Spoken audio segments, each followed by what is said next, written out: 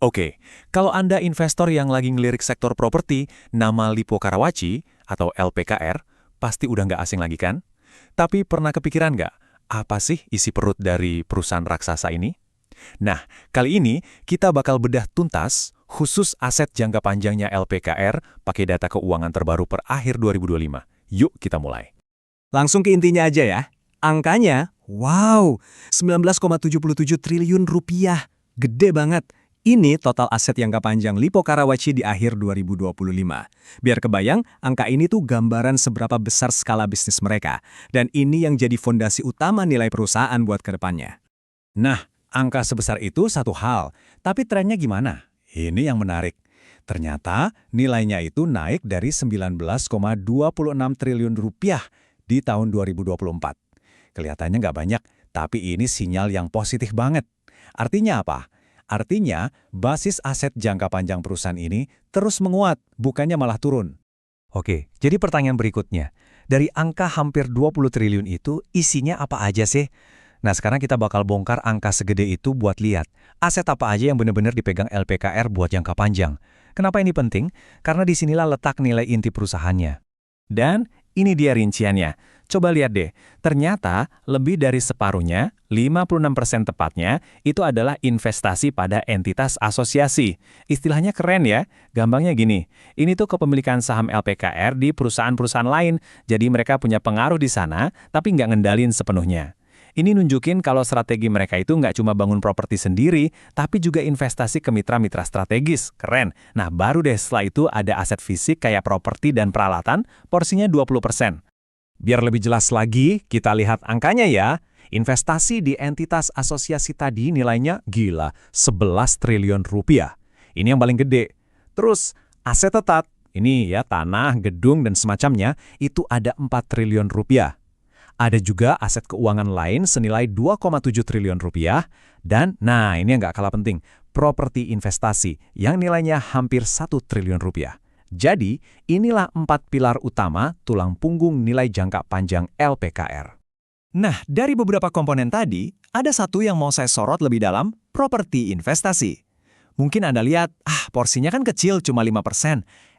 Jangan salah, walaupun kecil, strategi di balik aset ini penting banget buat perusahaan properti. Yuk kita gali lebih dalam. Jadi apa sih sebenarnya properti investasi itu? Gampangnya gini, ini tuh properti, bisa tanah, bisa gedung, yang mereka beli bukan buat dijual lagi cepet-cepet atau buat dipakai kantor sendiri. Bukan. Tujuan utamanya adalah buat disewain biar dapat duit sewa, atau ya didiemin aja biar harganya naik. Intinya, ini aset yang disuruh kerja buat menghasilkan uang. Nah, poin kuncinya ada di kutipan ini, menghasilkan sewa atau kenaikan nilai atau dua-duanya. Ini dia, ini tuh strategi dua sasaran yang cerdas banget. Jadi, di satu sisi, mereka dapat pemasukan rutin dari uang sewa. Di sisi lain, mereka juga ngincer keuntungan pas harga propertinya naik di masa depan. Dapat dua-duanya, kenapa enggak? Terus dampaknya buat investor apa? Gini, artinya perusahaan ini nggak cuma ngandelin duit dari jualan properti aja, yang kita tahu kan bisa naik turun, fluktuatif. Dengan properti investasi ini, mereka juga ngebangun sumber pendapatan lain yang stabil dan bisa diprediksi, yaitu dari uang sewa. Ini bikin fondasi keuangan mereka jadi jauh lebih kuat dan ya, lebih tahan banting. Oke, aset jangka panjangnya udah kita bedah. Kelihatan solid, tapi ada satu lagi nih, pertanyaan super penting buat semua investor. Gampangnya, perusahaan ini punya cukup uang nggak buat bayar utang-utang jangka pendeknya? Nah, ini semua soal likuiditas. Oke, sekarang kita adu datanya langsung. Di satu sisi ada aset lancar. Ini aset yang gampang banget dicairin jadi uang tunai, totalnya 29,48 triliun. Di sisi lain, ada liabilitas jangka pendek. Ini total tagihan yang harus mereka bayar dalam waktu dekat. Jumlahnya 7,24 triliun. Coba bandingin kedua angka itu. Jauh banget kan bedanya? Seberapa jauh?